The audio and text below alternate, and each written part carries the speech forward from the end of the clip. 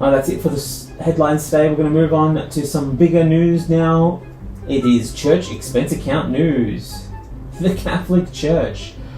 What have you done this time? Let's take a little look-see, shall we?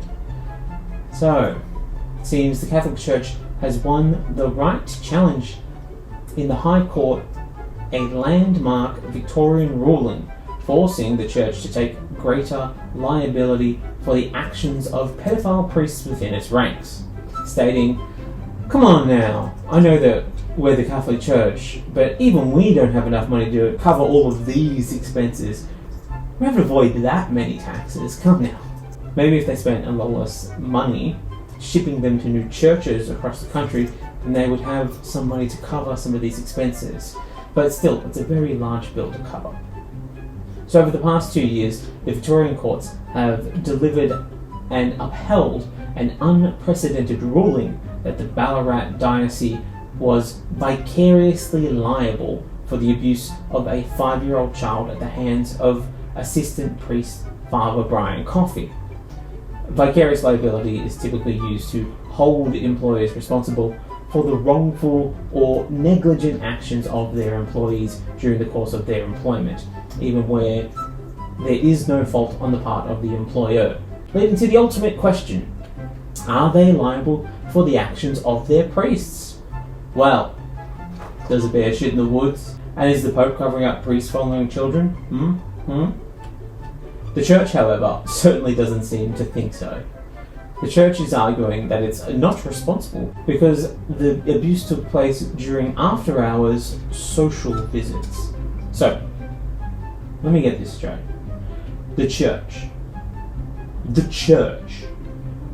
is genuinely arguing that they have no jurisdiction over things that happen outside of their walls and outside of their hours.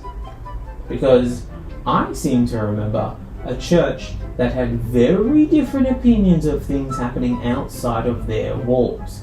They really seem to think it's their business when someone wants, I don't know, an abortion outside of their church, or when LGBTQIA+ community members wanted the right to get married, or when participating in the stolen generation. Yes, we haven't forgotten. Seemed pretty nosy then, didn't you, Church?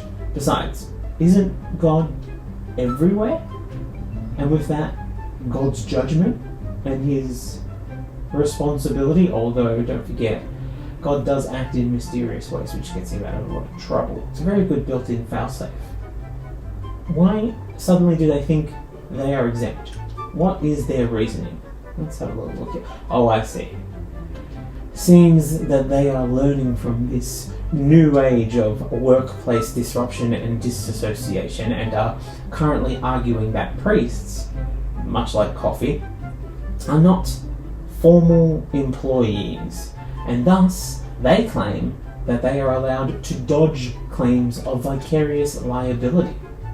Oh, so the Church thinks it is a responsibility avoiding apps such as Uber Eats or Menulog. That's interesting. The only thing that Silicon Valley companies are disrupting are basic workers' rights and human decency. And when they make so much money doing it, everyone's got it in their head that this is an acceptable way to behave now, right? They look towards the person who's made the most money and thought, well, they made the most money doing that. Obviously, that's an okay way to behave. And I understand the Church taking on this mentality. They were the original disruptors. They went and made up an infallible, intangible, moral yardstick to whack everyone with, and figured out how to get paid doing it. It's a good racket while it lasted. But times have changed, guys. My phone is my new god. And in response, the Church has enlisted Silicon Valley to help create their own new app for priests looking for work, for guidance, or simply to be relocated after doing something unspeakable in a local town. For all sorts of legal workarounds, sign up your staff to LawDash. Yes, LawDash. Do you need staff members but don't want all the hassle that comes with being accountable for their actions? Do you want all the benefits of hiring a person but none of the pesky fallout when they make a questionable choice? Why not sign up your business to LawDash? Lord Dash's convoluted employee contract allows you to evade being financially liable for even the most heinous of responsibility violations.